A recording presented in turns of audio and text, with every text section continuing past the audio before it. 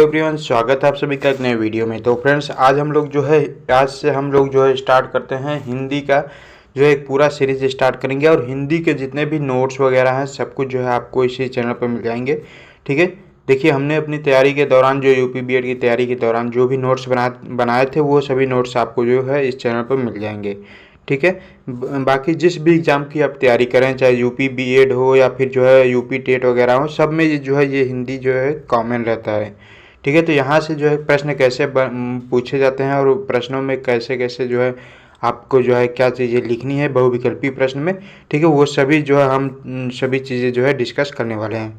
ठीक है, तो सबसे पहले जो है हम देखते हैं हिंदी भाषा का विकास, है ना। हिंदी भाषा का विकास कैसे होता है, तो जो इम्पोर्टेंट जो वन लाइनियर क्वेश्चन है, देखिए आपको कैसे पूछा जाएगा। जैसे सबसे पहला पॉइंट है कि हिंदी 3000 भाषाओं में से एक है। ठीक है, तो पूरी दुनिया में अगर हम मान के चले तो पूरी दुनिया में लगभग 3000 भाषाएं जो है बोली जाती हैं। ठीक है, तो उसमें से जो है हिंदी आपका श्रेष्ठ एक जो है भाषा है। ठीक है, कह सकते हैं। और हिंदी की आकृति अगर आपसे पूछता है कि हिंदी की आकृति कैसी होती है, तो हिंदी की आकृति जो है वियोगात्मक होती है। वियोगात्मक यानी कि कोई भी शब्द हिंदी में लिखा हुआ है तो उसको जो है आपको वियोग करके यानी कि अलग अलग करके आप उसका जो है अर्थ निकाल सकते हैं, या फिर ये जो है विशिष्ट भी इसे बोलते हैं। ठीक है, और जो है उसके बाद देखिए भारत में हिंदी के जो है कितने परिवार, अगर आपसे पूछा जाता है कि भारत में हिंदी भाषा के कितने परिवार हैं, तो हिंदी भाषा के जो है 4 परिवार हैं। और कौन कौन से हैं, ठीक है, तो आपका जो है सबसे पहला हो गया भारोपीय, दूसरा हो गया द्रविड़, फिर जो है आस्ट्रिक, और फिर जो है चीनी या फिर तिब्बती। ठीक है, जो भारत के ऊपर चीनी तिब्बती एरिया है वहाँ पर जो भाषा बोली जाती है लगभग भारत से सटा हुआ। ठीक है, तो ये जो है चीनी तिब्बती हो गया, है ना। अगर आपसे इसमें पूछा जाता है कि निम्न में से भारत में हिंदी जो भाषा के जो 4 परिवार है उसमें से सबसे बड़ा परिवार कौन सा है, तो सबसे बड़ा है आपका भारोपीय। ठीक है, भारोपीय लगभग जो है पूरे भारत का 73% जो है जनसंख्या भारोपीय भाषा बोलती है। उसके बाद पूछा जाता है कि सबसे छोटा परिवार कौन सा है, तो सबसे छोटा परिवार है आपका चीनी तिब्बती। ये जो है 0.7% जनसंख्या जो है बोलती है भारत की। ठीक है, इसमें देखिए आपसे ये भी क्वेश्चन पूछा जाता है कि निम्न में से कौन सा हिंदी भाषा का परिवार नहीं है।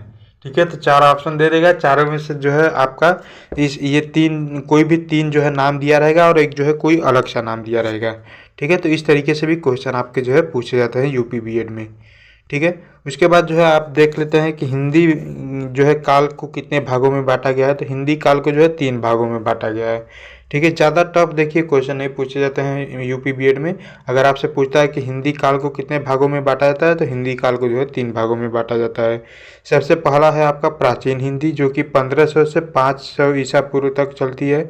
और फिर उसके बाद है आपका मध्यकालीन जो है 500 से 500 ईसा पूर्व से 1000 ईस्वी तक चलती है। और उसके बाद जो है आपका आधुनिक काल आ गया। आधुनिक काल जो है 1000 ईस्वी से अब तक जो है ये जो है चला आ रहा है। ठीक है, अब इसमें देखिए लैंग्वेज भी पूछा जाता है, यानी कि भाषा भी इसमें जो है पूछा जाता है कि प्राचीन हिंदी में कौन कौन से जो है भाषा आते हैं। ठीक है, तो प्राचीन हिंदी में आपका आता है, देखिए वैदिक संस्कृत आता है और उसके बाद जो है लौकिक संस्कृत आता है। ये दोनों चीज़ें जो है आती हैं। उसके बाद अगर आपसे पूछता है कि मध्यकालीन में कौन कौन सा आता है, मध्यकालीन में कौन कौन सी भाषा है, तो मध्यकालीन में देखिए पाली है, उसके बाद प्राकृत है, फिर जो है आपका अपभ्रंश है, और फिर जो है अवृत है। ठीक है, ये सब जो है मध्यकालीन में आ जाते हैं। उसके बाद अगर आपसे पूछता है कि आधुनिक काल में कौन कौन से आते हैं, तो आधुनिक काल में देखिए आपका बांग्ला आ गया, असमिया आ गया जो कि असम में बोला जाता है, उड़िया आ गया, मराठी आ गया, गुजराती, और फिर जो है अन्य जो भी कुछ भाषाएं हैं जो कि बोली जाती हैं वो जो है आपका आधुनिक में आ गया। ठीक है, उसके बाद जो है आपसे अगर पूछा जाता है कि हिंदी की जननी कौन सी है, तो हिंदी की आदि जननी है आपका संस्कृत, यानी कि संस्कृत से ही जो है आपका हिंदी का विकास हुआ है। ठीक है, और हिंदी के विकास का क्रम भी आपसे पूछता है कि हिंदी के विकास के क्रम में सबसे पहले देखिए हिंदी का जो विकास हुआ है वो जो है संस्कृत से ही हुआ है। ठीक है, तो सबसे पहले जो आपका संस्कृत आया, उसके बाद जो है पाली आया, फिर प्राकृत आया, अपभ्रंश आया, अवृत आया, फिर प्राचीन हिंदी आया, और फिर जो है प्रारंभिक हिंदी आया। ठीक है, तो इस तरीके से मतलब कि आप कह सकते हैं कि संस्कृत से ही चलकर जो है आपका हिंदी का विकास जो है हुआ है। ठीक है, इस तरीके से आपका है ना। उसके बाद जो है देख लेते हैं कि अपभ्रंश से आधुनिक भारतीय भाषा का विकास, यानी कि आपका जो भाषा है, हिंदी भाषा है, वह तो जो है संस्कृत से आई है, लेकिन जो संस्कृत से चलते चलते उसके बाद जो है अपभ्रंश भी आया है। ठीक है, तो अपभ्रंश से आपका हिंदी भाषा का विकास कैसे हुआ है वो जो है अब हम लोग देखने वाले हैं। देखिए, अपभ्रंश के भेद अगर आपसे पूछता है कि अपभ्रंश के भेद कितने होते हैं, तो अपभ्रंश के जो है 6 भेद होते हैं। सौरसेनी, मागधी, अर्धमागधी, खस, ब्राचंड और फिर जो है महाराष्ट्री। ठीक है, ये जो है आपका अपभ्रंश के 6 भेद हैं। अब इसमें भी जो है पूछ देता है कभी कभी कि निम्न में से कौन सा जो है भाषा सौरसेनी परिवार से है। ठीक है, या फिर निम्न में से कौन सा भाषा मागधी परिवार से है। तो ये सब जो है आपको याद होना चाहिए कि सौरसेनी में कौन कौन से भाषा आते हैं, मागधी में कौन कौन से भाषा आते हैं। ठीक है, सौरसेनी में देखिए आपका आता है पश्चिमी हिंदी, गुजराती आता है और राजस्थानी आता है। वही मागधी में आपका बिहारी आता है, असमिया आता है, उड़िया आता है और जो है बांग्ला आता है। ठीक है, उसके बाद जो है अर्धमागधी में आपका पूर्वी हिंदी आ गया, बस एक ही भाषा आता है। फिर खस में जो है आपका पहाड़ी आ गया, ब्राचंड में आपका आ गया पंजाबी और जो है सिंधी। ठीक है, महाराष्ट्र में आपका जो है गुजराती मराठी आ गया।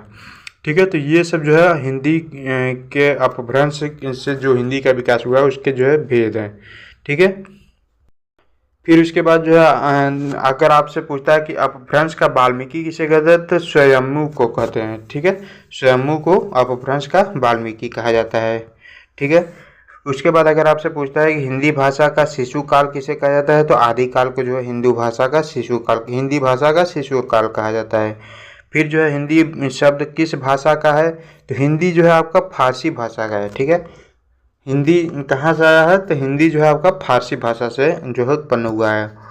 हिंदी को आम बोलचाल की भाषा किसने कहा है, तो जॉर्ज ग्रियर्सन ने कहा है। ठीक है, जॉर्ज ग्रियर्सन ने कहा कि हिंदी जो है आम बोलचाल की भाषा है ना। ये सब देखिए 1 लीनियर क्वेश्चन है, वो एक लाइन में आपका जो है जवाब देना होता है। ठीक है, ये सब चीज़ें याद रहेंगी तो आपको जो है हिंदी भाषा के विकास से कहीं से भी क्वेश्चन पूछे आप जो है अटकेंगे नहीं। ठीक है, उसके बाद देखिए क्या है कि भारत की सारी लिपियाँ निकली हैं, किससे निकली हैं, तो ब्राह्मी से निकली हैं। ठीक है, और ब्राह्मी को किसने शुरू की, तो ब्राह्मी को जो है वैदिक आर्यों ने शुरू किया था। ठीक है, अगर आपसे पूछता है कि ब्राह्मी को किसने शुरू किया था, तो ब्राह्मी को जो है वैदिक आर्यों ने शुरू किया था। गुप्त काल के आरंभ में ब्राह्मी के 2 भेद होते थे। ठीक है, इसके बाद जो दो भेद होते थे वो कौन से होते थे, देखिए उत्तरी ब्राह्मी और फिर जो है दक्षिणी ब्राह्मी, ये जो है आपका 2 भेद होते थे गुप्त काल में। ठीक है, अब जो है दोनों भेदों को देख लेते हैं। सबसे पहले देख लेते हैं उत्तरी ब्राह्मी का क्या स्वरूप है। ठीक है, उत्तरी ब्राह्मी से देखिए विकास हुआ गुप्त लिपि का, फिर जो है सिद्ध मातृका लिपि का विकास हुआ, फिर उसके बाद जो है कुटिल लिपि का विकास हुआ। जब कुटिल लिपि का विकास हुआ तो कुटिल लिपि जो है 2 भागों में बट गया, एक जो है नागरी और एक जो है शारदा। अगर आपसे पूछा जाता है कि कुटिल लिपि कितने भागों में डिवाइड है, तो वह जो है नागरी और शारदा में डिवाइड है, यानी कि 2 भागों में। ठीक है, अब नागरी जो है वह भी जो है 2 शाखाओं में विभाजित है। सबसे पहला है पश्चिमी शाखा। ठीक है, इसके बाद नेक्स्ट है आपका पूर्वी शाखा। और शारदा किस में विभाजित है, तो गुरुमुखी, जो है लहंदा, शारदा और फिर जो है टाकरी। ठीक, फिर पश्चिमी शाखा में कौन कौन सा आता है, ये सब देखिए शाखाएं जो है ना थोड़ा सा आप लोगों को जो है कॉम्प्लिकेटेड लगेगा, लेकिन इसको याद रखेंगे तो आपके जो एक लाइन वाले क्वेश्चन है वो जो है कभी नहीं छूटेंगे। ठीक है, पश्चिमी शाखा में आपका आ जाएगा देवनागरी, राजस्थानी, गुजराती, कैथी, महाजनी। और पूर्वी शाखा में आपका आ जाएगा बांग्ला लिपि, असमिया लिपि, उड़िया लिपि। ठीक है, ये सब जो है पूर्वी शाखा में आ जाएगा। उसके बाद जो है गुरुमुखी, लहंदा, शारदा, टाकरी, ये सब तो जो है शारदा के ही जो है आपका शाखाएं हैं। ठीक, ये तो जो है उत्तरी ब्राह्मी का स्वरूप हो गया। अब जो है दक्षिणी ब्राह्मी का स्वरूप देख लेते हैं। तो दक्षिणी ब्राह्मी के स्वरूप में देखिए 4 तरह के जो है शाखाएं हैं। तेलुगु, कन्नड़ और लिपि, ठीक है। दक्षिणी ब्राह्मी, जैसे कि उत्तरी ब्राह्मी का मतलब देखिए यहाँ पर अगर आप समझना चाहें तो उत्तरी ब्राह्मी मतलब हो गया जो उत्तर में बोली जाती है, भारत के उत्तर में जो बोली जाती है ये सब, जैसे देवनागरी, राजस्थानी, गुजराती, ये सब उत्तर में है।